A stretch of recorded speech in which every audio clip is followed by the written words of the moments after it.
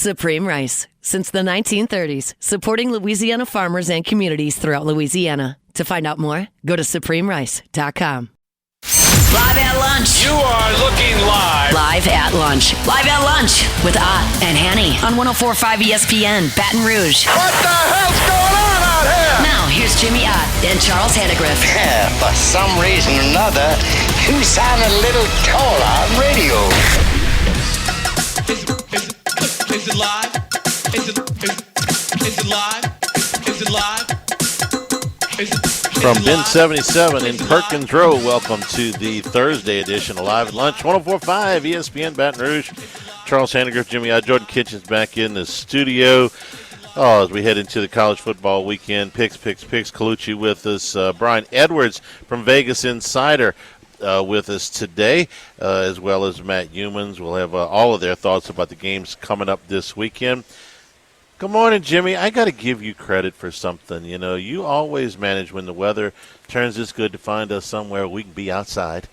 And the weather right now is phenomenal here on the patio at Bin 77, where we've done a bunch of shows here. Yeah. It's been a minute, but it's great to be back because, wow. It's awesome in the courtyard here. Yeah. I mean, this is, kind of on the final stretch. Tonight is our third to last concert in the town square area over here at Perkins Row. It's our Rock and Roll Thursday night concert series. It's 6 to 9 p.m. So live music in the town square outside of the, where the Dragos took over for Kona Grill and California Pizza Kitchen and the theater. Right there, you've seen it. The everywhere they always have the concerts. So tonight too, our friends, Brian and Jen's favorite Werewolf. Oh, so, yes. Very good. So I mean, memories of their wedding reception, and also I had to step up my game because although she wasn't the favorite child, and I explain that to my son all the time, my sister's birthday. So we have to celebrate her. Whenever she tells old stories to my son, and I appreciate that, greatly as I'm in a parental role now. I just say, son, listen, your aunt, she's never gotten over that I was the favorite child. So yeah, thankfully she didn't have to embellish many of those stories. That's the best part. Oh gosh! But isn't it cool? It's just fantastic. And so, how's it look on the TV? Huh? It looks real good on the TV.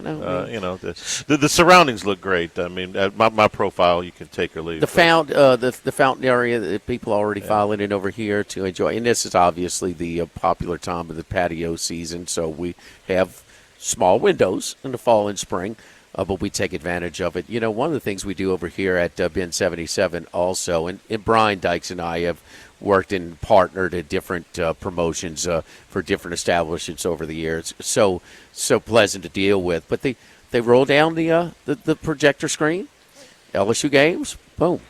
You talk about a cool place to watch the game. So, I mean, yeah. So, before, during, and after the concert series, Werewolf tonight. Next Thursday will be Chubby Carrier and the Bayou Swamp Band, or maybe Carrier. And then October 30th, our last one, Press 1 for English. So, it's Werewolf tonight, 6 to 9 p.m. That's this Thursday. And the next 2 Thursdays are Rock and Roll concert series here at Perkins Row at Bin 77. Seems like a lot more people are noticing that people that normally don't pay attention to point spreads, they're just football fans. It's more more people more mainstream. Well, more people are noticing as this week is going along that LSU is a underdog. That's the question I've gotten more, and these are what I would call more casual fans, people that they watch the game on Saturday, then they go on about their business. They're not dyed in the wool. And the idea that Vanderbilt is a favorite over LSU is shocking to, or at least offsetting to some of the fans that haven't followed Vanderbilt for the last year and a half, don't really understand what's going on over there, didn't maybe watch their games against Alabama or Texas. And it's appalling that LSU would be an underdog. And never mind that Vanderbilt's standing is pretty strong this year. Maybe they're overrated. I don't know. But the appearance that LSU in any way has fallen behind Vanderbilt 2 weeks after having lost to Ole Miss which they also consider themselves superior to, even though Ole Miss's record is better since Lane Kiffin has been there. That has come as a surprise to a lot of people, even though it's perfectly legit and Vanderbilt's numbers stack up. Well, the Ole Miss thing was a little different. I mean, look, Ole Miss is LSU's peer as of late, and when they're at home, they're going to be favored.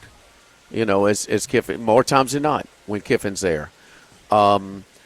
This is a little bit different, Charlie. I guess this spread exactly, and it opened up 3 and 3.5. So the odds makers didn't initially make Vanderbilt the favorite. The sharp professional money, which moves the line more than anything, and has moved it drastically. And that's the thing. Now, LSU, the result this past week knocked it down because this time last week you could take Vanderbilt +3. Okay, so then when it came out on Sunday morning, it was LSU 1.5, and we were watching it. Boop, it's down to 1.5. Okay, it's picking now. Vandy's favored now, and now Vandy's 2.5. So the sharp money has made them the favorite because certainly LSU's brand and perception is much stronger than Vanderbilt, and that's why I had them. I thought this might be a pick 'em, but, because of their brand, I'm going to make them favored by 3. So whereas Ole Miss was always the favorite when it came out, and that was bet by a lot of sharps as well, this is a series. This deep into the season, this is a drastic move at 4 points. So the fact that LSU is an underdog is quickly followed up. Can you tell I've had this conversation more than once with people since Monday, is, well, who has Vanderbilt beaten? And so I had to take a look. I mean, I knew the teams myself, but these two teams, LSU and Vanderbilt, have combined for how many teams, how many victories over teams with winning records? FBS teams with winning records. Not counting the 1AA stuff. None. One. And it's Louisiana Tech. The rest of the wins by both of these teams are against teams with 500 records or less. South Carolina's 3-3. South Carolina's 3-3 now. Not when they when they played them, they had a winning record. But you say, well, who has Vandy beaten? And I said, well, they beat South Carolina. Well, we beat South Carolina. That's not any good. Well, they beat Virginia Tech. Well, Virginia Tech fired their coach. They're not any good. Well, they beat South Carolina on the road. They beat South Carolina on the road, and they beat them pretty soundly. But Lenore Sellers missed a good chunk of that game. It was a big factor. And, well, they went to Alabama last week. They got blown out. They really didn't get blown out. No, they didn't get blown out. They didn't get blown out. They lost. No, they did They not. lost, and Alabama was better, but they turned the ball. Alabama had 150 more yards, but Vanderbilt turned the ball over twice in the red zone. The game ended up the garbage touchdown at the end that screwed up a lot of people's bets, but didn't really factor in the outcome. One-score game when their second turnover in the red zone, and a one-score game at the beginning of the fourth quarter. Yes. So we can sit here and debate about how close Vanderbilt is to Alabama and whether they played 10 times how many people would win, but it was a competitive game. I think we agree about that. And last year they beat Alabama in Nashville and played a 3-point game with Texas. So that perception, I've said this a couple times this week, you flip-flopped Ole Miss and Clemson, the results of the game and their records. If they had lost to Clemson 24-19 at Clemson, and Clemson was 6-0 right now, the mood around here would be a lot better. And had beaten Ole Miss 17-10. You just reverse them. But the respect level for Clemson is high. The respect level for Ole Miss is low. Maybe it shouldn't be that way. I mean, Ole Miss has got a much better record, but that's just the way it is. Same thing for Vanderbilt. If you lose to Vanderbilt, the perception is going to be that the program has cratered.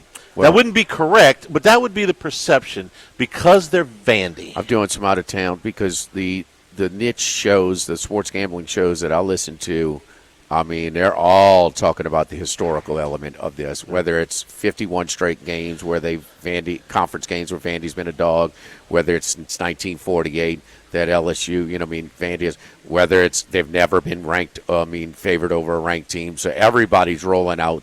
The bottom line is, Brian Kelly, and just Brian Kelly, but the arm strength meter, let's face it, Nussmeier's been hurt. Remember the feeling when we got that report that he had torn the ACL in August? What was that feeling? Season shot, right? Yes. Okay. Welcome to the Music City Bowl. So your quarterback is not right. Your quarterback is not 100%. Nobody's giving Brian Kelly nobody's giving any pass for that. And he gets zero credit for going to Vanderbilt and win around here. Yep. This is a lose-lose situation here for Brian Kelly. And fair or not fair, listen, when you get a 10-year deal for $100 million, that's not fair either. Nobody's crying. That's for not him. fair either, right? Right. So when the athletic director has to go, get everybody, all the boosters lined up, and because you're not a great recruiter. Well, that's not fair either. But no, it's a lose-lose for Brian Kelly and LSU, and LSU is actually in a little bit better shape than projected before the season. I mean, you win all your games, you split the 2 games on the road that you're underdog in. That's pretty good. But who thought that LSU would be underdog? I didn't think before the season started that LSU. But here, is LSU better? Defensively, they are. The quarterback's not as good as he was last year. Injuries, and I think that's got a lot to do with it. But I didn't think that Vanderbilt would go off as a favorite in this game. I can't tell you that. I did not predict that the sharp money would come in on Vanderbilt and push it like that. I did not expect LSU a 20-10 win where it should have been more, where they dominated the box score, would move the line from 3 to 1.5 where it opened up. That line was available last week. That's not a projected line. Right. That line was available last week at 3 and 3.5. So, but I mean, what's fair in big-time college coaching, huh? Oh, talk to James Franklin. He was number 3 in the country 3 weeks ago, and today he's unemployed, or number 2 in the country, whatever they were. Well, they didn't, but you know what I'm saying. Yeah. He doesn't have a fireable resume. Is it fair to get paid $50 million not to do anything? Not a bit. Okay. And not a bit. I'll trade with James, and he can even do a show over here, and you can throw bouquets to him. I'll even arrange the remotes for you and James. So nice of you. A different James. It's so nice of you, man. From one James to the next. All kind of things I didn't expect. I didn't expect that Vanderbilt would run for 7 yards a carry in Tuscaloosa. Okay. It's not a bad team here that LSU is facing, but they have the Vandy stink on them. They are you gotta run the ball and stop the run, and they are considerably better. I mean, we're getting deeper into the season. The stats are more and more relevant, more accurate. I don't know what the caliber or their strength of schedule is to this point between LSU and Vanderbilt, but I don't think it's super different because Clemson's 3-3 right now. So these stats, they are considerably better on running the ball and stopping the run than LSU. LSU's strength of schedule. This is the whole strength of schedule. I got to look at this. I was looking at what it is for the whole season, which LSU is considerably higher. But give me a second. I'll get you up to date. They got to be in the same area code. I would think so. The current strength of schedule, LSU is 14 and Vandy 20. No, it's further down than that. Unless I'm missing them somewhere. Current strength of schedule, Vandy. Okay, keep scrolling. Okay, this is actually a lot lower than I thought. Okay. Come on, you're in there somewhere. Wow, 110. Okay. Wow. Well, okay. Well, then. No, again. Corrected. LSU has one win against an FBS team with a winning record. Vanderbilt has none. Louisiana Tech. That's it. Not exactly. If you're highlighting LSU's beat by last week, Kennesaw State beat them 35-7 in one of the stranger outcomes that we've seen. How many Owls, Charlie? How many? I could rip off 3 of them real quick. You got 3 Owl teams in you? I got Temple, I got Rice, and I got Kennesaw State. That's Owls. it. Okay. I think that's it. Got me, man. We're giddy over here in the great atmosphere over here in the courtyard at Bin 77 in Perkins Row, getting ready for the Rock and Roll Series. Werewolf kicks it off tonight at 6 p.m. every Thursday night, 6 to 9 p.m. in the fall. You've got tonight and then the next 2 Fridays. And Bin 77 is a great meeting place. Man, great wine list by the glass. We got great cocktails. Their old-fashioned is outstanding over here. And start off with some of the small plates like the tuna tartare, the roasted garlic hummus. You know, but lamb lollipops. Sorry, turn the other way while I kind of eat it with my hands and get that tender meat right off of the bone. The baked brie is to die for with a nice glass of wine. Baked Danish brie, jalapeno honey pepper jelly, rosemary pecan, cranberries, rosemary, toasted St. Bruno sourdough. You talk about good. And the number one seller over here is the steak and gruyere flatbread. Boy, it's so good, man. You talk about outstanding. They do a lobster roll, the salmon BNT, the bin burger. We do a smoked prime ribeye, which is outstanding. Cast iron seared market fish, roasted chicken, Louisiana crawfish gnocchi. A little bit of everything over here at Bin 77. So really good menu, great wine list, great specialty cocktail list as well. And the weather is October. It is Jimmy Yacht tailgating weather. So Bin 77 here in Perkins Row. Live at Bin 77, live at Lunch 104.5 ESPN Baton Rouge.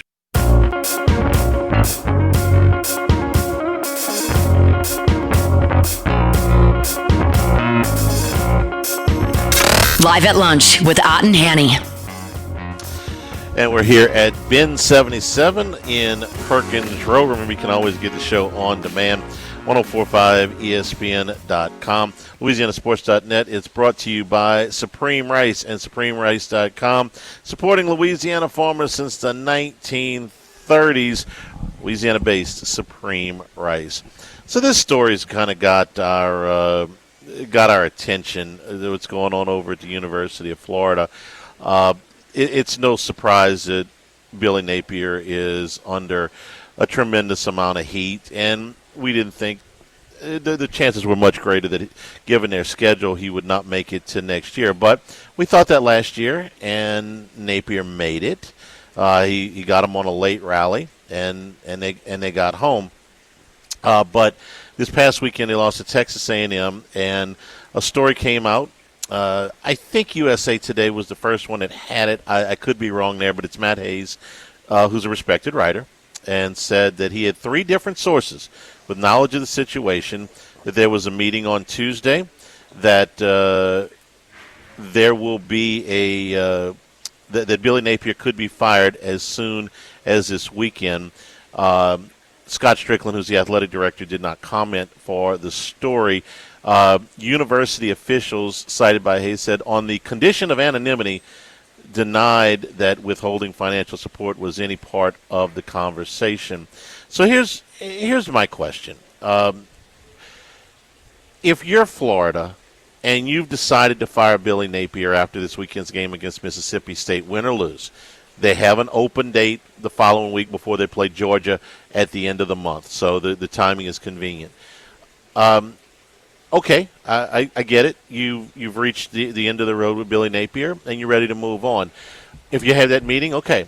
I don't understand leaking the meeting. Somebody at Florida leaked this meeting to the media, and I just don't know what good that does you. Go back to very unusual. Go back to 2021, Ed Ogeron's last year at LSU. LSU went to Kentucky, and it was an ugly, ugly game. I was there in person, and Boutte got hurt. LSU got blown out. It was ugly all the way around. They came back. Nobody knew this at the time, but they came back. They had a meeting, and basically they decided to fire Ed Ogeron that Sunday, or maybe Monday. Sunday, but I think it was Sunday. The following week, LSU played Florida and won. If you remember, it was a big Ty Davis-Price game. He ran for 270 yards or whatever it was, and they fired Ogeron the next day. And everybody said, how do you fire him after a win? Well, they fired him a week before. So if that's what happened with Billy Napier, so be it. Here's the difference. LSU never leaked that meeting. Nobody leaks the meetings, Charlie. Why would you? It's not just LSU. Right. I mean, there's not a college coaching fire that the boosters or the board doesn't meet with more than ever, because you're leaning on your boosters more. But, yeah, they have input. Absolutely you meet with them. I mean, they're the ones that probably initiate contact. Well, you've been saying it all year. Usually they meet with you in the stadium while the loss is going on and go, okay, we're going to talk after the game, and that's going to be it. They'll make their and they have a right. You've got to listen to their input when you ask. You can't ask for money and tell them shut up, just sit on the side. No, it's not how it works. Golden rule. He with the gold rules. So you take their money. You gotta at least listen to their input. But nobody leaks these. Zero. And all of these meetings happen all the time. There are more. The firing of coaches are happening earlier and earlier because you just can't afford to get a late jump because your roster will be shot for the following season if you wait to the traditional. We're going to play out the season and you can do it at the end. I think the difference is that they expect to beat Mississippi State. They're a 9-10-point favorite. Right. They should. But his chances of survival, they could have easily fired him, and his record warranted releasing him last year. They gave him another year, the Lagway deal, whatever. It's been mediocre again. He has a nice win against Texas. He has some disappointing losses along the way. Problem is, I think Sunbelt Billy got a couple of bullets left in his gun. He may very well have. I don't like this spot this week. I love him against Georgia if he's still around, and he might not get there. I really think he could, because Georgia can be had. Georgia would. I mean, you telling me Florida's not as good as Auburn? Sure. At home? Sure. Absolutely. Their quarterback plays way better, and their defense is just as good. And Georgia got away with one in Auburn. The buyout's $21 million, 50% up front within the first month, and then they can pay him out the other 50% over 4 years. So they got to come up with about $10.5 million in the next month, and they'll pay him out. One line in this piece kind of struck me that Matt Hayes wrote.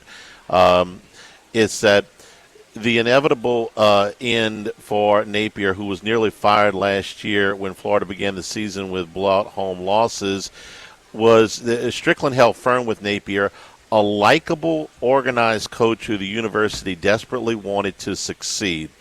You can argue the organized part. There's been some coaching gaffes on the sidelines, okay? Yeah. But the likable part, I agree with completely. Jimmy, let me read you Dan Mullen's record at Florida before he got fired, okay? He was 10-3, 11-2, 8-4 with an SEC championship game appearance in his third year. They won the East.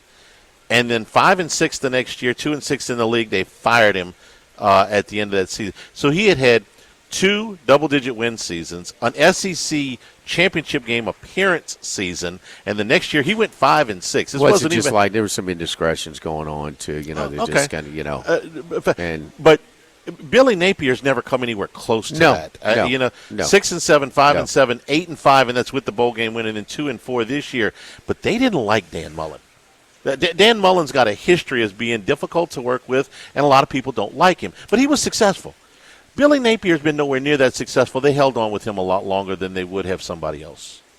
I mean, the proof is right here. The Florida job, arguably the best in college football at one point, because, the only SEC team in the state of Florida that produces that's probably the most, for per capita and overall. The best producer of football players in the country. I know Texas has a few more players in the NFL right now, but 50% more population. And now you got multiple teams from the SEC in the state of Texas. But it's not anymore, and because one of the things is their funding and their resource. That is a joke for them to just get the indoor facility in the last 5 years. So, they have funded. So they need to, when their boosters are they ready, and they're in the report I read, our continued support hinges on a new direction of the program. That's the report I heard. Yeah, and so they got to hold on to the few boosters they have, and they got to step up their game. So they have been tremendously patient with Napier. Will Muschamp was better. Jim McElwain was better. Dan Mullen was a lot better, and they fired all 3 of those guys. I just wish they'd let him coach the Georgia game. I like that spot because one thing that he has done, he deserves to be fired. He has underperformed by a lot. It's not even close whether or not he deserves to keep his job, but it's also what you don't see when the wheels fall apart, that you keep the locker room. They still play hard. Herb Street over and over the Miami game, man, I can't believe that this defense is still playing this hard. They like him. They want to play for him. Yes. It's just not there. Don't forget our friends at Legacy Title. Chad Reynolds, the Legacy Title for all of your real estate closings. 296-0060. Full-service title company servicing all of South Louisiana. Our great team at Legacy Title. Ashley Donald, Mariana Haynes, Adrian Galata, Michael Platt, Natalie, and Bradford Smith. Buying, building, refinancing. Nobody chooses but you. Choose Chad Reynolds at Legacy Title. 296-0060. Live at Ben 77 in Perkins Row. Live at lunch. 104.5 ESPN Baton Rouge. Yo, Colucci, a little Vegas Golden Knights, ding, ding, a little Habs, ding, ding, a little Dallas Stars, ding, ding, a little hat trick right out the chute. Go ahead, Colucci. Great start to the hockey season. How you doing, buddy? Yeah. You guys had to, twist my arm a little, but the NFL streak came to an abrupt end thanks to Justin Herbert and Madison Beer and the jinx of these models dating these superstars. I mean, this team almost lost to the Dolphins, for crying out loud. I was getting embarrassed for a second. But, the ice was nice, and it's been pretty solid, I got to say, guys. We're getting decent handle, but, I've been picking at a pretty solid rate, and, things started quickly, and, we try. That's what we do. That's our specialty. Yeah. All right, we got 11 games on the ice this evening. Who's your picks for tonight? Yeah, I'll tell you tonight, very tough card. Rangers are having a lot of tough time, guys, scoring goals. Let's put that right away. They're the first team ever to get no goals in their first 3 games at home. So that's an interesting NHL stat, and now they're traveling to the road, playing against the Maple Leafs, who give up a little more. Their defense isn't as tight, but they definitely are a solid team. 2-2, Rangers 2-3. This is a tough matchup for the Rangers. You may even see Jonathan Quick between the pipes. I mean, Shesterkin has been basically playing constantly. I kind of like the Maple Leafs. I think the Rangers are reeling. They had opportunities to win some of these games, and they just totally fell apart. Edmonton took it to them with a great performance by Skinner between the pipes, and that was definitely a measuring stick where the Rangers were peppering, and they still could not get it past a goaltender that I say is above average. Definitely a playoff goaltender, Stuart Skinner is, but he's not the best in the world. We've seen that. Edmonton fans have their gripes with him. So I think Toronto definitely has a great chance in this game at home. And the price is very low. I mean, you're only seeing 130s at the Rampart and South Point, maybe even a few deals around the country. I'm seeing some 127s, 128. So before this game starts to get skyrocketed, I would definitely look at the Toronto Maple Leafs. What is the deal going on with the Rangers? Rangers score 6-4 in 2 wins on the road at Buffalo and Pittsburgh, and they get shut out at home against Pittsburgh, Washington, and Edmonton. 0.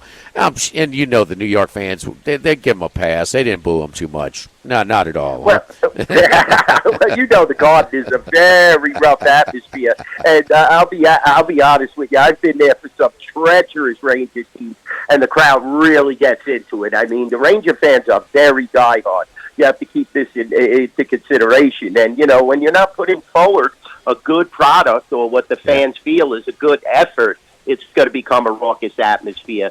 Tough atmosphere for the Rangers. A lot of people might think getting away from the Garden is better. But if you can't win at home, how are you going to win at Toronto? That's just a short travel up north against a solid team who beat Montreal already. Now, long time ago, I interviewed Leonard Marshall, who was part of those great Giant teams, that won a couple of Super Bowls and cracked with Joe Montana. He said, I asked him about playing in New York. He said, it's fine. Just be good. Just be good. That's the recipe. And that's what Lawrence Taylor will tell you.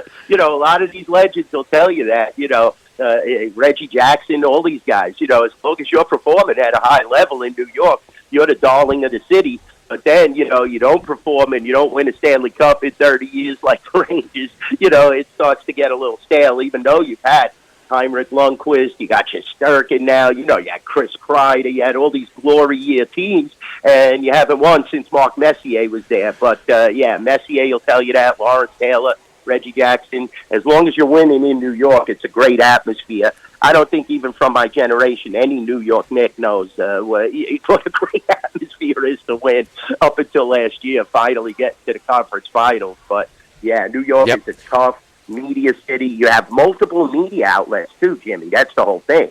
I mean, you got the New York Daily News, you got the Newsday, you got the New York Post, and they're all being very critical. So if you're not performing, you're going to feel pressure. And it's very similar to hockey in Canada. You know, if your team isn't performing, these guys will start to rip you apart, especially in Montreal and Toronto. And what other picks do you have in the NHL? I like Montreal tonight. We're sticking with the Canadiens.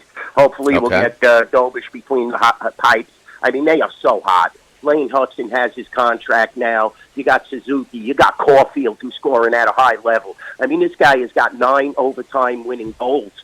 You know, it almost leads the NHL in the last, I think it was a 5-year sample. So Cole Caulfield, unbelievable. You got the young hot stud rookie Demidov.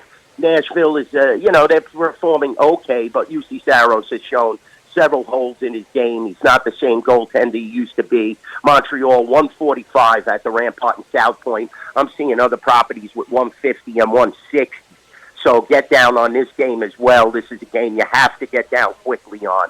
The Edmonton Oilers, I mean, you're laying 160, but the Islanders have shown no signs of playing at a high level. I'll be honest with you guys. I don't understand. Patrick Roy, I thought would be, you know, an excellent coach leading in. That didn't really work out. So you're getting Stuart Skinner against their backup, David Rittich, tonight. You know, no semi-involved, Ilya, I can't think of his name right now, but the starting goalie is not starting for the Islanders, and that is definitely, you know, a drawback when you're dealing with the NHL, when you're starting at home. You're looking for a formula, a backup goaltender. McDavid, you know, we can't say enough about this guy. They went into the Garden. They took it to the Rangers. They even got the puck line in that game 2-0. So, you know, that was definitely a focal point for Edmonton to start the road trip, and I think they could continue on. So there's 3 games right there. All right, Toronto, Montreal, and Edmonton. All Canadian teams. You know, Charlie was just talking about the Canadians center there, Nick Suzuki, and said he was really complimenting him on not just being, you know, looking for shots for himself, but distributing. You know, 6 assists in his last 3 games. The center from London, Ontario. I feel like the line changes have been good too. You know? Team leader characteristics. You know, let me tell you, this kid really was a steal for Max Pacioretty from the Vegas Golden Knights. How good would the Golden Knights be if they had this kid on the roster? I mean, think about it. You got Suzuki on the roster, and you combine him with Marner, Eichel, all these superstars, Hurdle. The Vegas Golden Knights would be virtually unstoppable. That was a great trade for Montreal. And the goalie is Ilya Sorokin. I don't know why I was drawing a blank. I even got him on my fantasy team for the Islanders. All right, you were in position. The Chargers were in position, but Tua of all people down to two touchdown drives to take the lead. They cover, so Chargers win. Let's get back on the winning ways. Who's your best bet in the NFL this week? I'm sorry, Jimmy, you dropped out there for a second. I'm sorry. Tough luck loser, lost a lead against the Chargers. They won, but they did not cover against Miami last week to break your streak. Let's get back on a winning streak with this week. Whose Sunday game, not the Steelers, Cincinnati, and not the London game, the Rams or Jaguars. Who's your best bet in the NFL? Yeah, you know, this is a very tough card this week, and I'm looking for the Philadelphia Eagles to get back on track, guys. I mean, a 1.5-point favorite in Minnesota. Word is that JJ is still not ready, so you're going to be facing Carson Wentz. And, you know, he may have incentive to play against his old Eagle team, but that was eons ago when Nick Foles spelled him in the Super Bowl. I think that this is a good position for the Eagles to right the ship. Jalen Hurts has to gain command and confidence of this locker room and his wide receiving core once again. I think this is a really nice spot for the Eagles. I mean, they're a little banged up, but I think Minnesota is ripe for this, you know, especially coming off the Europe game and a bye week. I think they could be a little flat. And Saquon is going to keep running the ball. I think he's going to run it right down the Vikings' throat. 1.5 at the Rampart and South Point, total of 44. I'm really looking for the Eagles to get back on track. I'm not thinking McCarthy's going to play, and even if he does have, you know, a little soreness in that ankle, It's going to be a free-for-all where you apply the pressure, and he's going to make mistakes. So all you have to do, basically, is shut down Jefferson and Carson Wentz if he plays. So let's keep that in mind. The Eagles have shown some holes now in their game. They're not looking like the powerhouse they did in the first 3-4 weeks of the season. Time to get back on track with these Eagles. They've had a tough schedule. This is one of the lighter teams on the schedule. Sirianni is definitely in the hot seat despite, not that he's going to lose his job despite the 4-2 record, but you want to keep this going, especially with the Commanders losing a bad game.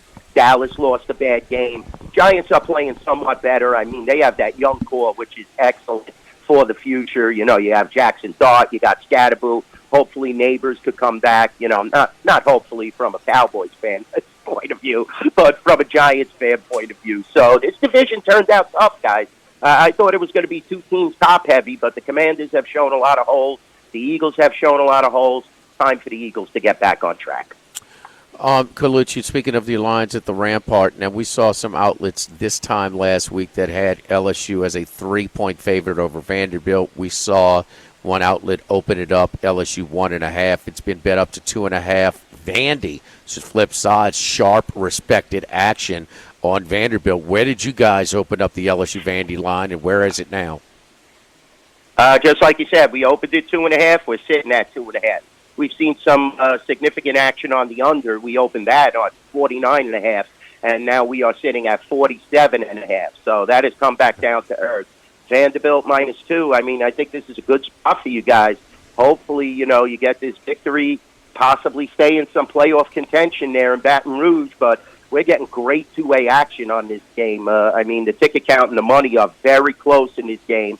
So keep your eye on it. 2.5 opener at the Rampart in South Point.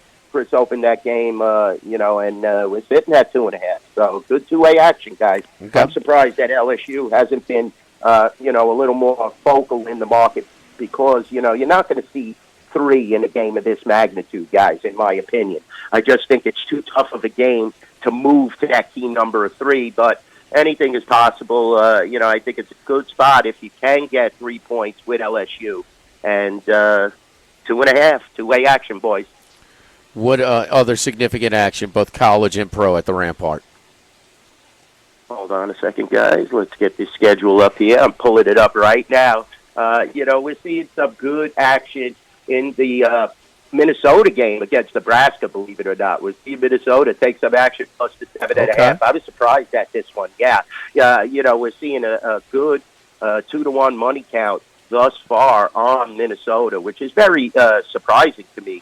Clemson, SMU, we're seeing some SMU action, plus 5.5 at the Rampart and South Point. Ticket count is close, but the money is almost 3-to-1 in favor of SMU. Indiana, people now, after that big victory, I mean, the ticket count is 10-to-1, guys. Indiana -27 against Michigan State. That's a huge game where we're going to have to take down parlays and teasers, moneyline parlays. A lot of action on the teasers in this game. UCLA now a darling. They're 3-to-1 ticket count, and we're looking at about a 20-to-1 money count right now. So we're begging for Maryland money. I'm holding anywhere, and it's only 3.5, guys. But you know, these California teams have turned it up a bit since the start of the season. I mean, they were a laughing stock, UCLA, early on, but now they've got some quality victories. The game right underneath it, 375, 376. Michigan, -6. Money is about 6-to-1 on this game, but the ticket count is slightly even. Washington has shown a good account of themselves, but, you know, this is a tough matchup for them. Arizona, pick 'em. We're seeing a lot of action on Arizona. Another game where we're seeing money count of about 7-to-1. So keep your eye on that. And in the big SEC matchup, Georgia -7.5. Well, we're seeing a lot of Mississippi money. We're seeing a 3-to-1 count on the money in favor of Mississippi in this big matchup. All right. Follow Dwayne on Twitter at NYBookie. Dwayne, yeah, no surprise you getting that under LSU money. 5-0 to the under against against Division I teams or FBS teams. And under by South Carolina goes under about 14.5 points. Ole Miss goes under about 15.5 points. Florida goes under about 17.5 points. Louisiana Tech under by 19.5 points. Clemson under by 28.5 points. I mean, and Vanderbilt's offensive numbers inflated. 45 points against Charleston Southern, 70 points against Georgia State, 55 against Utah State. But when they've been in the SEC, 14 against Alabama, 31 against South Carolina, fine, but Sellers didn't play most of that game, so they had more offensive opportunities. And both teams in the hundreds, 118 and 124 at pace of play. Dwayne, great stuff. Let's keep it going, man, on the football and on the hockey. Good luck to you this weekend. We'll talk to you next week, brother. Definitely, Jimmy. Love you guys. Thanks, Charles, too. Thanks, Colucci. Yes, indeed. Colucci with us each and every 3-0 last week, huh? To start off with 3 more picks. What did he say? The ice is nice? The I ice like is that. nice. Yes, Coin indeed. a phrase. Huh? Don't forget our friends over at Relief Windows and ReliefWindows.com. If your homeowners association requires wood windows, you got to go to Relief Windows and get the RLast gelled wind windows. They come with a 20-year general warranty and a lifetime limited warranty against rot and termites, providing you years of beauty, good-looking functionality, and they last. Minimal maintenance as well. I can speak highly because when my wood windows started to rot because I didn't use Relief Windows with the original construction of my home, man, they look great. And days like today when you can open them up, easy to work, easy to operate, and close them back up, and they look good. They are going to last in these extreme South Louisiana weather conditions. The heat, the mold, the rain, the snow. Relief Windows, 288-8138, and ReliefWindows.com. Live at Ben 77 in Perkins Row, live at lunch, 104.5 ESPN Baton Rouge.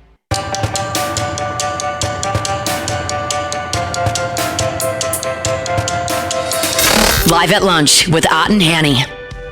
We're at Ben 77 in Perkins Row, outside enjoying this fantastic weather on the patio. Coming out and see us, and the live music is Werewolf tonight. Good, man. As part of their shit. Hey, Colucci was mentioning all the Indiana money that they're taking because they're playing at home against Michigan State this week. Has Michigan State decided which crappy quarterback's going to play this week? Speaking of Aiden Childs, Charlie, he is 83rd in the country in yards per attempt. Okay. Out of 136. Here's some of the guys, 136. You know who's behind him? Lots of people, but Drew Aller. Okay, and his stats not going anywhere. Garrett Nussmeier. Yep. Wow. Malik Washington from Maryland. Okay. Levitt from Arizona State. This is a preseason who's who. Go ahead. Dampier from Utah. All worse yards per attempt than Aiden Childs. Cade Klubnik. Oh, no. No, Klubnik's not great. He's like in a 50, 60, 60, something like that. Go back. Childs is 83. Nussmeier 92. Yeah, no, it's been bad. When you can't throw the ball deep down the field, you don't get those. You don't get those big average bumps. Go look at your quarterback rankings in the summer and look at them now. And if they ain't different, and been watching, man, it's just a whole lot different right now. Hour number 2 straight ahead. Brian Edwards from Vegas Insider joins us here at Ben 77, 104.5 ESPN Baton Rouge.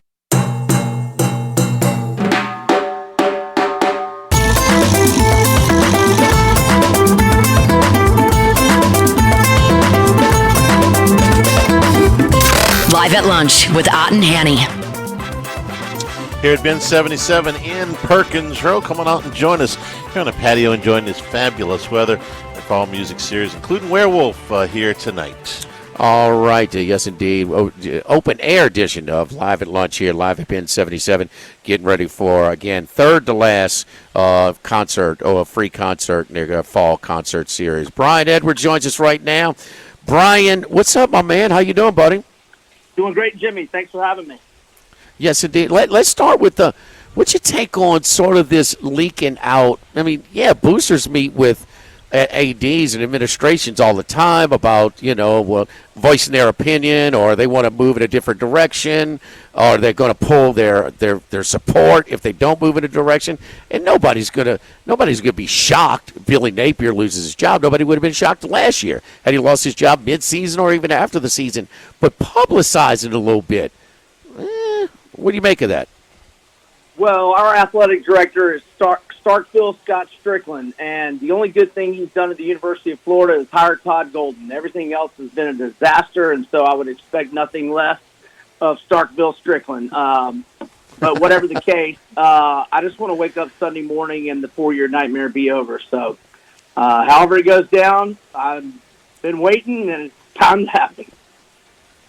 It's going to happen. It's going to happen. I think somehow Billy had another bullet it left into it. I really thought I was waiting for him to play against Georgia, but it looks like they're laying the foundation so they can be more palatable when they let him go, win, lose, or draw, because they're expected to win against Mississippi State. Before we get to that one, that's one of your picks this week, but maybe a little rekindling from a Florida alum, maybe making it a little bit more palatable to tell your daughter, no, we're gonna leave for another job, huh? Oh, I'm sorry. Where are you going with that, Jimmy? Lane Kiffin's daughter, the many lives of Lane Kiffin, and his daughter likes it there, so he's not going, so now he's cozy. We'll see. And Layla's back in town. Layla Reeves, who's the daughter of John Reeves, who played quarterback for the Tampa Bay Bandits for 3 years under Steve Spurrier when they existed back in the USFL. But she's a Florida alum. Yeah, I know. I went to school with Layla. I knew her a little bit. She dated a friend of mine in the early college years. But I think Layla maybe gives us a chance. And, we'll see. Monty was in Tampa for decades. So, I think we've got a good shot. My number one choice is Kiffin, number 2, Freeman, 3, Signetti. I don't think Freeman and Signetti are looking to move. And then, if we have to get to 4 or 5, I think James Franklin is maybe a good fallback option. Not my top choice, but, I'm pretty sure he'll go 10-2 regularly, and we're used to going 5-7 here lately. Charlie, how are your thoughts on a coach projected to participate in the playoffs, and does that eliminate a lot of guys? Well, it didn't when Brian Kelly took the job here. They were still very much in contention for the playoff when he took the job here, so we got a little bit of precedent there. I guess everybody's situation is different. Didn't they need an upset, though? They did. They needed some help. They weren't in. I'm talking about if they're projected. If they're projected in, well, I tell you what, it would be awfully hard. If Ole Miss got to beat State. It would be awfully hard to lure somebody that's got a 2 or 3 game run to the national championship to leave. All right, so trying to get a pulse on this Florida team has been difficult over the past 2 years under Napier. Mississippi State comes into town. They're improved, but Florida, the last time they suited up against Texas, they looked great. Not so much about move the ball against A&M, but boy, A&M's third down defense, has been unbelievable. 3 for 35 opponents are the last 3 games. Florida's a 10-point favorite at home.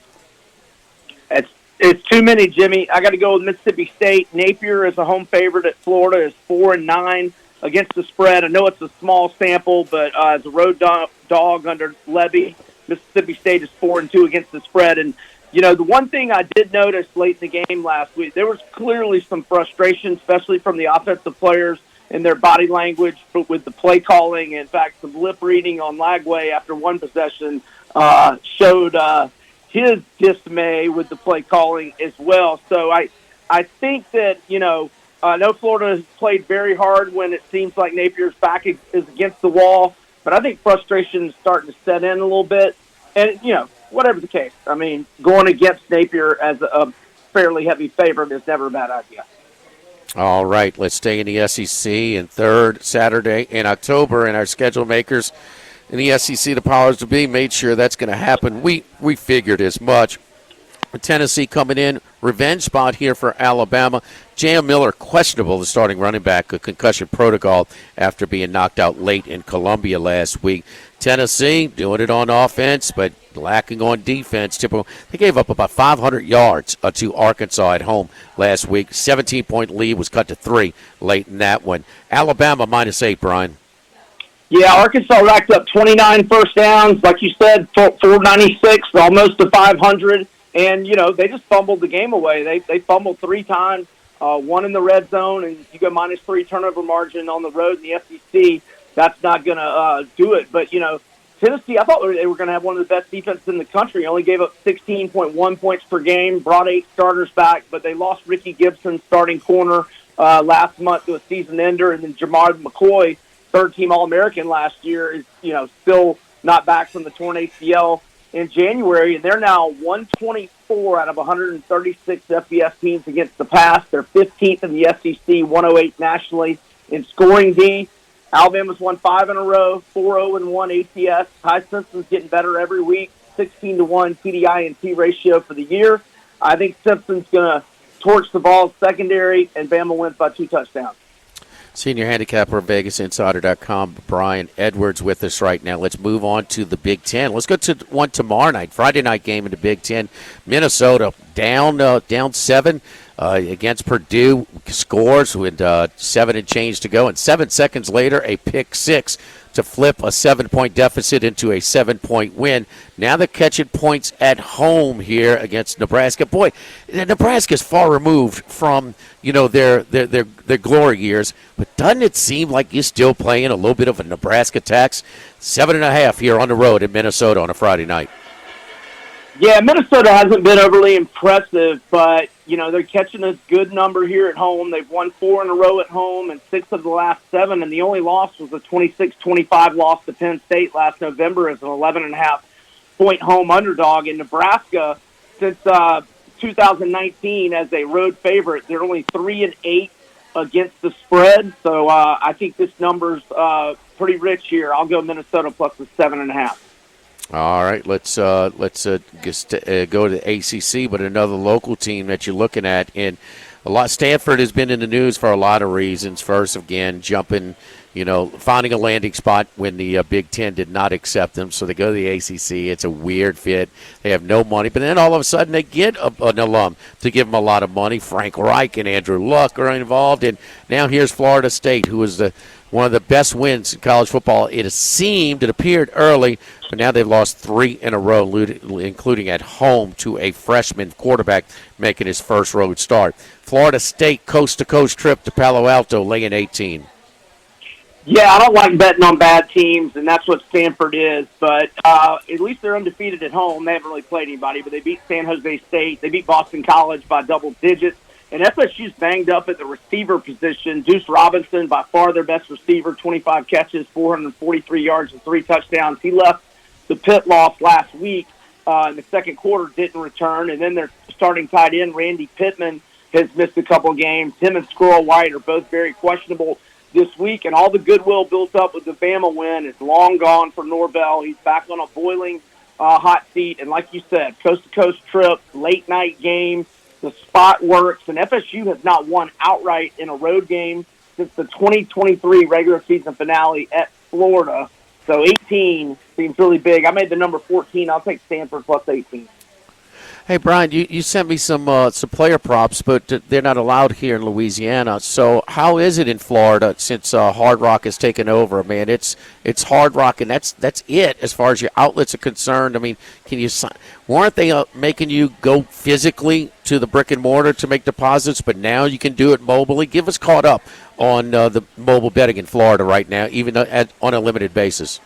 Yeah, you can do it mobilely anywhere in the state now, but they've got a monopoly on the market, and I don't like them at all. I wish we could get FanDuel, BetMGM, DraftKings to come in, and they have you paying extra juice. They're not a fan of the Hard Rock by any means. Do you still have to get on the boat and go like 3 miles offshore and that kind of stuff? Probably not that, huh? No, but they do have. I mean, they have a monopoly in the state the size of Florida is unbelievable. Look, man, the mob ain't got nothing on the Native Americans. I mean, trust me, man, they are strong, man. They are strong. So it's limited, but limited on the stuff you talk about as far as betting limits, or just the menu, or just just some unfavorable lines, or which particularly your criticism of the app? Well, they have you betting like -2.5, 1.5, and 3.5 at various juices. They don't have their lines on a whole number, so that part I don't like. And the player props in college are pretty limited. I mean, they do have some. They've got the whole deal for NFL, fortunately. But yeah, I'm not a fan of it at all. I've tried it out, and I'm not even using it right now. Well, pretty much all of them, as far as totals are concerned, no more totals are on the even money, even point. And I'll tell you what, we did a lot of work at the Ravage and BetMGM. Every single college basketball, Brian, all of them are on a half a point. All of them. Oh, really? I'm talking about, 150 games on a Saturday. Every one of them are on a half a point. I don't like that. No. Now they allow you to buy the half a point at the Bow, but you can't do it on the app. So but to have competition and have multiple options, that allows you. And what we've learned, because we've got about 12 of them here in Louisiana. Certain ones have different things that are advantageous. So, having a portfolio of them are really, it's to your best interest. Let's get a couple of NFL picks and start off with a team total. And your Tampa Bay Bucks, boy, I had to pluck down at plus 500 on Baker to win the MVP. You're looking at Detroit team total over 29.5 against Tampa Bay. Yep, that's exactly what I'm doing. They have scored 31 or more at home in 9 of their last 10, and they've scored 42 or more in 5 of the last 10. So Detroit at home, they're an offensive juggernaut. Yeah, I don't want to lay the points against Baker. Mayfield is playing like the MVP of the league for sure, but I will take Detroit's team total over 29.5. All right, and finally, Seattle catching Houston. Houston, a little bit of a disappointment after, winning the division past couple of years. They traveled to Seattle. It's weird how Seattle, with such a home field advantage, has been so much better on the road than at home last year and this season. Seattle went and took care of business. And Sam Darnold, look at his numbers as well. Talking about these journeymen, these high drafted quarterbacks that have settled down after multiple stops. Seattle -3 at home against the Texans. Yeah, I made Seattle 4.5. They have ripped off 4 wins in their last 5 games, both straight up and ATS. And like you said, Darnold settling in nicely with his new team, 9-1 TDI&T ratio in the last 4, and nobody can cover Jackson Smith and Jigba right now. 42 receptions, 696 yards, and 3 touchdowns. Houston 1-2, both straight up in ATS on the road. The lone win over Baltimore when they had like 5 perennial Pro Bowlers out. I will go Seattle -3.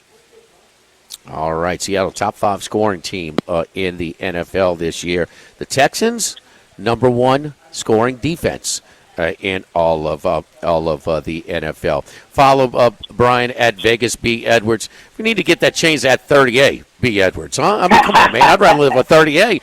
Live at 38 than Vegas. We can go visit Vegas. And look, when it gets too hot down there in the summer, just go to San Diego, Del Mar with me. So, I mean, we got to get that straight. How are things down at 38? Oh, things are good. The Tennessee folks have been here for fall break here lately, but the traffic is so much better than it was this summer. So it's a perfect time of year. The seaweed's gone. The water looks beautiful. We used to hit the beer festival at the bay at Sandestin every year during Oklahoma, Texas weekend. So always good stuff. Brian, man, good luck to you this weekend. Best of wishes, man. We'll have you on soon. I appreciate it. Same to you, Jimmy. Thanks for having me on. Y'all have a great weekend. All right. Don't forget our friends over at Total Maintenance. Total Maintenance. If it breaks, and we still need AC, Charlie. You know that. Still need AC. As good as the weather is in Del Mar, you do not get a place that doesn't have AC. All right, we need to be pretty cold when we sleep. 480-1000 if it does break down, but we're right around the corner for getting those heaters checked as well. Safety heating checks. Total Maintenance has been one of South Louisiana's oldest and largest AC and heating companies, founded in 1980. We got over 50 employees working right now, both in our Baton Rouge and New Orleans outfits, and 30 of them have been working for over a decade with our crew at Total Maintenance. Lucas Ragusa, my good buddy, has worked at every level of this AC and heating operation to fully understand what it takes and what he expects out of his employees and his staff, and what it takes to to add a valuable piece to his staff as well. Give Lucas and his crew a call at 480-1000. Service today means you'll never sleep hot. Same day service at Total Maintenance. 480-1000.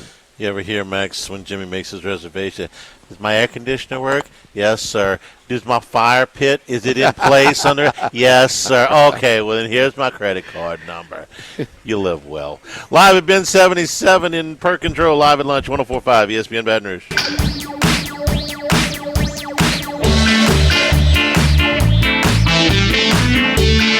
Live at lunch with Ott and Hanny. Here at Ben 77 in Perkins Row, live at lunch. We're also brought to you by the Thibodeau Store and the Pierreport Store. They have expanded just in the last month to both the LaRose and the Lockport areas. I love their marketing team. They said, what are we going to call it? We're going to call it the LaRose Store? We're going to call it the Lockport Store. Easy to remember. Look, all of your hardware and just a ton of things that you might not find anywhere else. But, you know, what we've been concentrating on telling you about is your outdoor kitchens and your tailgating supplies that you can get at these properties. TheThibodeauStore.com is the online website that will get you to all four of the stores. You're going to go down 900 St. Patrick Highway in Thibodaux and Highway 1 in Highway 70 in Pierreport. Jimmy, you made the trip down there before the season. Yeah, some of the things like the Bayou Classic brand, a very respected brand, dual patio stove and double flat griddle. You have your flat grill that you're cooking on site. Natural gas burners, that don't have to be hooked up to propane. Burners, again, stainless steel or aluminum. Pots and burners, roll-around combo, steel or aluminum, anywhere from 4.5 gallons to 30 gallons, and we can ship it anywhere. So Texas, New York City, Alaska, they've shipped different outdoor cookware all over the place. So, it is a little bit of everything, and then some portable generators as well for your tailgating. You name it. Portable pizza ovens. Roll around jambalaya stand with burners. All different sizes and price points. So, Thibodeau Store, Pierreport Store, LaRose Lockport Store. It's an absolute must for you outdoor cooks, whether it's at the tailgate or in your backyard. I think at the Pierreport Store you can get icy hot, right? In the grocery part. You can get your peppers, onions, and celery, Charlie. You can get a 6-pack of beer, and you go pick up a rig to do your crawfish boil. So, you name it. I brought up the icy hot because tonight is the icy hot bowl. I love the moniker for the Bengals and Steelers because the two quarterbacks are in their 40s, Aaron Rodgers and Joe Flacco. Flacco, in Cleveland, I thought he got beat up a pretty good bit. We all know he's at the end of the line here. But last week against the Packers, Bengals have got weapons. Lord knows they got enough money in the wide receiving core. Flacco hung in there. And with 4 minutes to go in Green Bay, a game in which the Bengals were better than 2 touchdown underdogs and more than a few survivor people sweating on that thing, this was a 6-point game. Green Bay won it, but Flacco didn't look terrible in the game. And at times in Cleveland, Jimmy, I thought he just looked like an old man that, and I don't use that term lightly, but he just looked like, hey, look, it's time for you to hang him up. And he looked fine against Green Bay last week. He looked serviceable. The touchdown where they went for 2 when they were down 14 was unbelievable catch by Jamar Chase. Unreal. I expect him maybe to be a little bit cleaner tonight. Tricky spot here for the Steelers on the road, although the road teams are 4-2 against the spread on Thursday night. So 4-1 until the Giants went at home last week against Philadelphia. And Pittsburgh's been a hot time. Rarely do you see a team that is, what's the record, 5-2 over to the Steelers 4-1. 4-1, and the other team's 1-5. And they were almost a pick 'em. Now they're a favorite now, but it's still under $2.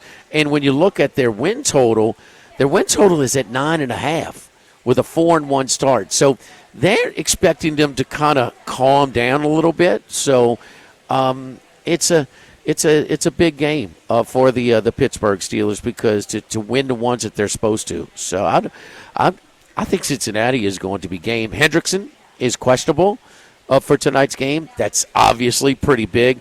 And the one thing that no matter what you think, if they should go for it or not, when the team is down 14 late in the NFL, when you hit it, it puts a lot more pressure on the defense. Jordan Love made a horrible decision to put a little bit more pressure on his kicker to make the field goal, or they getting the ball back in a 6-point game. Yeah.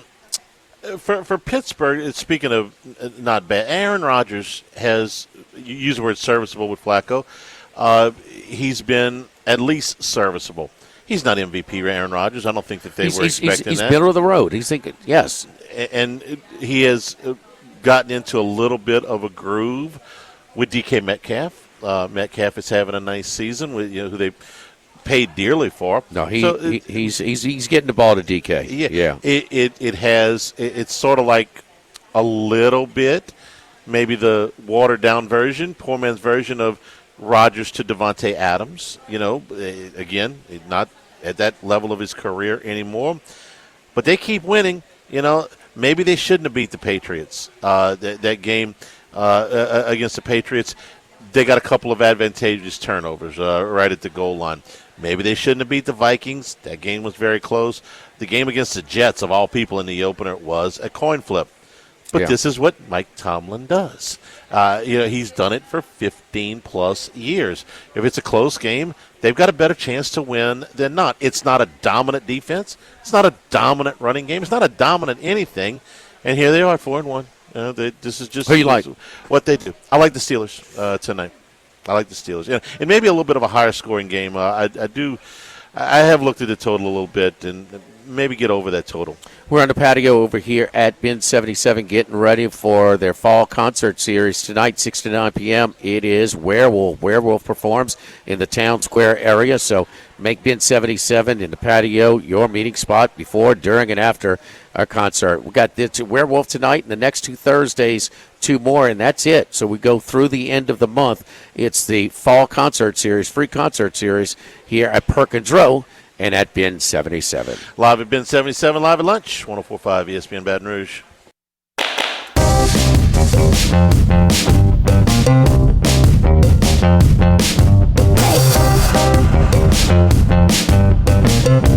Live at lunch with Ott and Hanny. Let's bring in Matt Humans from Vason as we do each and every week at this time. Matt, how you doing, buddy? Pretty good, man. I was just starting to dance to your new theme music there.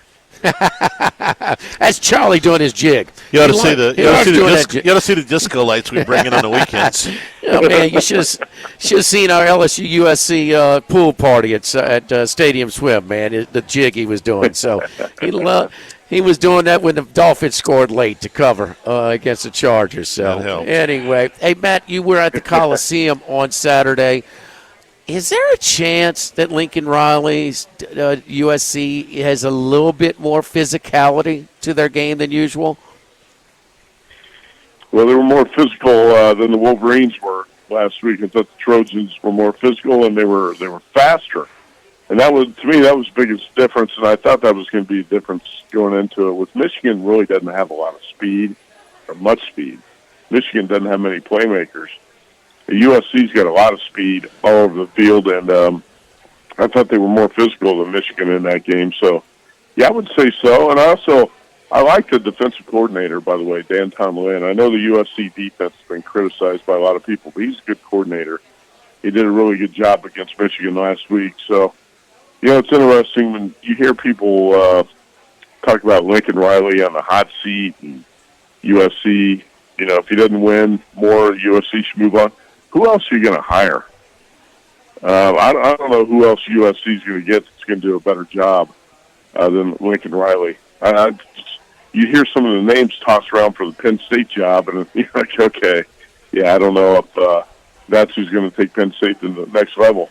I would stick with Riley. I know it's he's not making a playoff or contending for a national championship yet, but he's a pretty good coach, and I don't know how USC is going to do much better.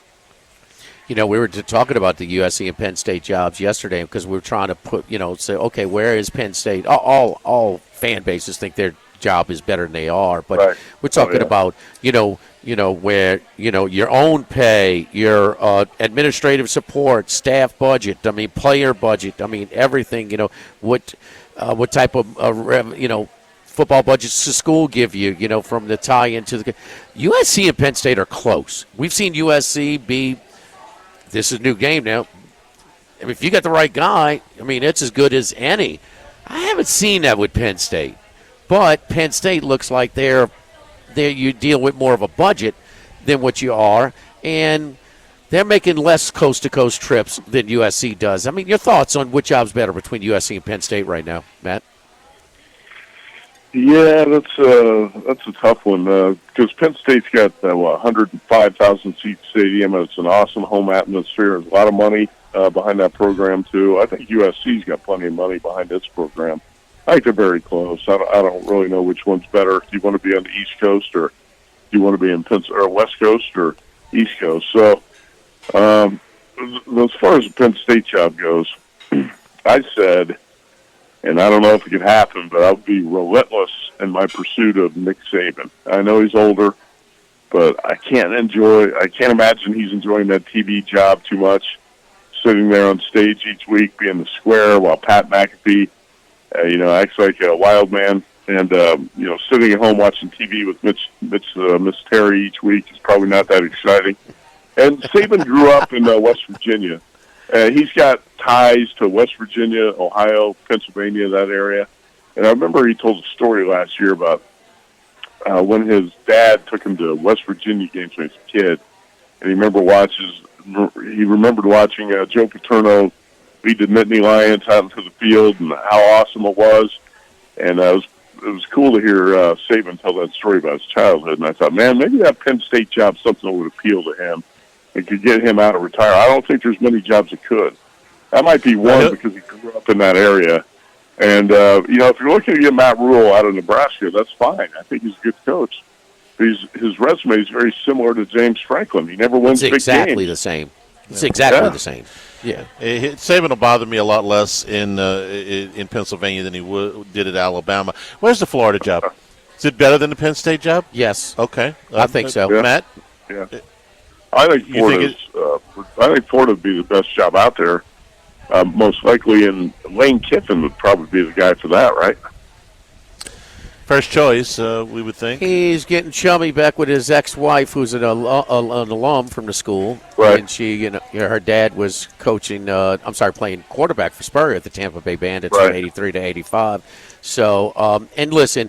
It's a nice little piece on camera. His daughter wants him to stay in Oxford. She likes it and stuff. Man, we know he's been itching. We know he's been itching to get out of there. Yep. I'd still be surprised. Look, the mom could say, well, I'll be in Gainesville. So I mean, we'll see. Matty, let's get to your college picks this week. Who are we looking at? Well, I took 14 with Louisville on Friday night. And I know it's 13.5 now at a lot of spots. I think pretty much everywhere it's 13.5. It was 14 out there for a couple days. And I think 14 might come back on Friday, so keep an eye on that. Jeff Brom, how about this? 23-8 against the spread as a dog of more than 4 points. And 7-0 ATS is dog of more than 4 points off a loss. And I've always thought Jeff Brom is a much better bet when he's a dog than he is when a favorite. And he was a favorite in that loss to Virginia a couple weeks ago. That was 30-27 in overtime. He was a fool for kicking the field goal to open overtime. He should have gone for it on 4th and 1. He does make a few game management mistakes here and there. But if you look inside that box score, Virginia scored on a 61-yard fumble return and a 47-yard pick. And Louisville outgained the Cats 383 to 237. I know Miller Moss has not played great. But he's got a couple playmakers in that offense. Louisville off a bye. And you don't think the Hurricanes are going to coast the rest of the way, right? Somebody's got to put a scare into them along the way, and I think it could be Jeff Brom on Friday night. So I took 14 with Louisville there. Actually, I took Purdue again this week, and Boilermakers got the cover last week for me, but they should have won the game. They outgained Minnesota 456 to 262, almost 200 yards better. And Barry Odom's got this team playing better. I know this guy's grinding hard to get a Big Ten win and break through. And you're catching Northwestern off the big win at Penn State. So probably a decent fade spot there. And another thing about the Purple Cats, I've said a lot, you want to bet Northwestern as a dog. You really don't want to bet Northwestern as a favorite. So you're getting Purdue plus 3.5 there. Another game I won't talk a lot about, but I just think Colorado State is probably the wrong favorite. Rams allowed 469 yards in that loss to Fresno last week. That game came out of nowhere. I don't know. Colorado State looked like a dead team, then takes out Fresno. Hawaii's been playing really well and actually won at Air Force. So I took Hawaii +3. That's the current number at DraftKings today. Let's see what else. Played Iowa. The FanDuel's got 2.5. I don't know if you can find that. I would still play Iowa -3. Hawkeyes, 37-0 win at Wisconsin last week. I mean, how bad are the Badgers? And how does Luke Fickell still have a job? I know he won't. I can't believe he's still there. He must be waiting for the buyout to drop at some point. But I think the buyout's $25 million. That should not be too much for Wisconsin. But Iowa's been playing pretty well on both sides of the ball. What's Penn State going to bring this week after the James Franklin firing and with the Drew Aller injury and a new quarterback? I don't think this is going to be a turnaround like UCLA. I could see the Nittany Lions go in the other direction and kind of packing it in. Kentucky +13, home dog against Texas. And I was on the Longhorns in the under last week, and that was pretty easy. But again, Longhorns caught Oklahoma at exactly the right time because John Napier, trying to come back with that bad hand off the surgery, he was nowhere close to 100%. Probably shouldn't have been on the field. So Texas got a lame duck quarterback at the right time. Arch Manning played okay, not great. But now the Longhorns go on the road here against Mark Stoops, who's off a bye. And you've seen Stoops give some teams some trouble with his defense. I mean, he's given Lane Kiffin trouble with the defense the last couple of years. He did it to Kirby Smart in the past as well. I think Kentucky could be a live dog here, and that's an ugly dog that not many people are going to want to bet. But I'll take 13 with Kentucky. I think if Texas wins that, it's going to have to sweat it out. And another ugly dog late Saturday night. Let's go with Stanford catching 18 against Florida State. Now, Stanford really doesn't have a home field advantage, except for the fact that the Seminoles have to travel from East Coast to West and play at a late kickoff time. Tommy Castellanos is not playing well. And Seminoles got some wide receiver injuries. It also looks like, that team might be about ready to bail on Mike Norvell. And that's another job that might be opening sometime soon. So I don't think Florida State's a team that has a whole lot of fight left in it. So I'm going to take 18 with Stanford because I think the Cardinals can use that physical offensive line, that running game, and shorten the game, run the clock, and maybe hang within that 18. I know our buddy Chris Massaro thinks Stanford could pull the outright upset. I'm not going to go that far, but I think Stanford getting 18 is a decent bet. Massaro doesn't like the former Boston College quarterback Castellanos, so he grinds on him quite often. Yeah, Charlie and I had that Louisville, Virginia over. I couldn't believe in overtime they reversed that call on the catch. That set up the 4th and short where they settled for the field goal. I mean, I looked at it 5 times. I couldn't tell. So keep the call on the field. Nope, we didn't get that one. Purdue, man, had a 7-point lead in the middle of the fourth quarter, but 2 touchdowns at 7 seconds for the Gophers, and they flipped at 7-point deficit to 7-point win. Pick 6 for Purdue. That's what scares me. I'm on Purdue as well, but I'm worried a little bit about the interceptions from that guy. Yeah, I'm interested to see how Penn State rallies. I really am. I mean, this is going to be Iowa. I don't care if they're playing well. This is a tough spot. I mean, Iowa. I mean, they were very close to beating Indiana. I mean, at least going to overtime with them. So, and there is no comparison who's playing better between those two teams right now with Indiana and Penn State. Matty, 2-0 last week in the end. Yeah, go ahead. I was going to mention quickly that a lot of people are just forgetting how close the Hawkeyes were to beating Indiana. You guys probably watched that game. Iowa was 1 first down away from setting up for the game-winning field goal, and Kirk Ferentz, I'll tell you, Ferentz, he bothers me sometimes. They're so conservative. Ran the ball into the line 3 times in a row, and then they missed the field goal, and Hoosiers threw, I think, a long touchdown pass to bust the game open. Kurt Cignetti was sweating because Iowa had the Hawkeyes, or Iowa had the Hoosiers dead to rights, man. I was sitting there watching some. I had Indiana on the money line. I said, they're going to lose this game. They're dead. And Iowa found a way to lose it. And a lot of people have kind of forgotten about that now. No, Iowa. And look, now you want to make a change. You want to change the style. You want to, modernize the offense. Be careful what you ask for. It really didn't help out Wisconsin too much in their transformation. I remember that game because Indiana came out first drive, touchdown. Last drive, touchdown. The 55 minutes in between there, Iowa had them in the mud. Iowa will shorten the game, man. You will get a few fewer snaps in that one. All right, Matt, 2-0 in the NFL last week. Who are we looking at this week? That was actually my first 5-0 week in the contest, so I need more of those. So I want to stay hot. I got to tell you, I do not like the card a whole lot this week. I got a couple of ugly dogs on it. But let's go Chargers. -1.5 over the Colts is the best bet. Kamani Vidal stepped in a running back last week. Amari and Hampton was out.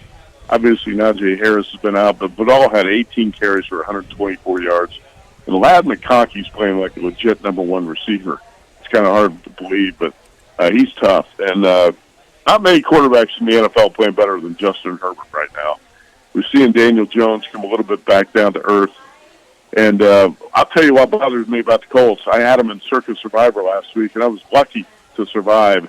Jacoby Brissett went up and down the field on that Indianapolis defense, 320 yards passing, and the Colts needed a defensive stand inside the 10-yard line late to win that game. So I think the Chargers are cheap here. I don't like to play many short home favorites in the NFL. I won't play the Chargers -1.5. How about the Titans +7? This is a really ugly dog. But you got the coaching change. Brian Callahan was the worst in the NFL, and that was pretty obvious early last season. Mike McCoy takes over. Maybe you get a bump from the coaching change. And the key here, too, is the Patriots are playing their third straight road game. I had the number. I was looking for it here. That's over the last 10 years, teams playing the third of 3 straight road games are about 15 games under 500 ATS, and straight up as well. I had a big win at Buffalo, had to go to New Orleans and fend off the Saints, and now in Nashville against a team off a coaching change. This is a dog nobody's going to want to play.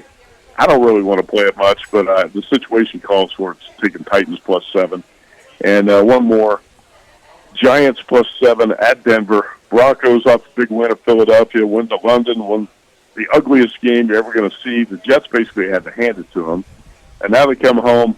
It's going to be all defense with the Denver Broncos right now, because Bo Nix is really struggling. And Sean Payton's play calling has been questionable at best. I think the Giants have a little bit of new life here. And Cam Scatterbo and Jackson Dart and that defense can keep them in the game. So 2 ugly dogs and a short home favorite there. Let me ask you if I heard you right. Did you say 3 straight road games there? Teams are 15 games under 500 straight up. I'm asking for a friend that's in Survivor. Yeah, I can send the trend to you. I got it on my phone, but it's over the last 10 years. There've been more cases of teams playing 3 straight road games than you would think, and the record I think was like 39 and 54 straight up, and pretty similar under 500 against the spread. It's just it's a rare when you see a team play 3 straight on the road, and it's going to be a tough situation for the Patriots. Not that I'm not going to play Patriots in Survivor, I can tell you that. Yeah, they try not to do that with the schedule maker. All right, back to the lab, Jimmy. All right. I don't know if you, of course, Animal House shot at the University of Oregon. They sing it, shout at the end of every third quarter. Wes Reynolds has added a new song to his Christmas carol, so you don't have to tolerate Last Christmas. He'll be singing shout as he did on our show yesterday. So he is. And I tell you what. I was at the USC game, and I sent Wes a congratulatory text. I know how many years that guy's been suffering with Indiana football. He deserves some happiness. He was singing away. He was, the leaves were beautiful. The rain was beautiful. He's sitting there. I said, you never had more fun sitting in the damn rain than you did Saturday. Thank you, Matt. Good luck to you this weekend. All right, you bet. Thanks. All right, we'll take a break, come back and wrap things up live at Bin 77 in Perkindrow, live at lunch, 104.5 ESPN Baton Rouge.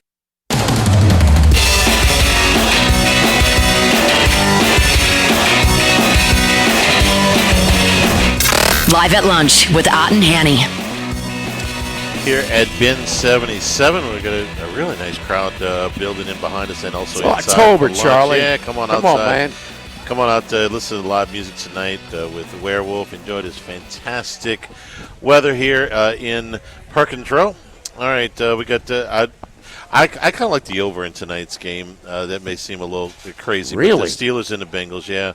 I kind of like it. It's a 44.5. Kind of like over the total tonight is my pick. Who you like? I like the under, and I like Cincinnati.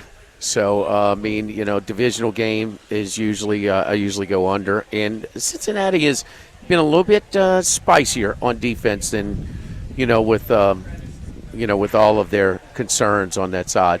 Flacco will be okay, but no, I think yards and points will be tough to go by. Pittsburgh definitely not as good on defense as they usually are.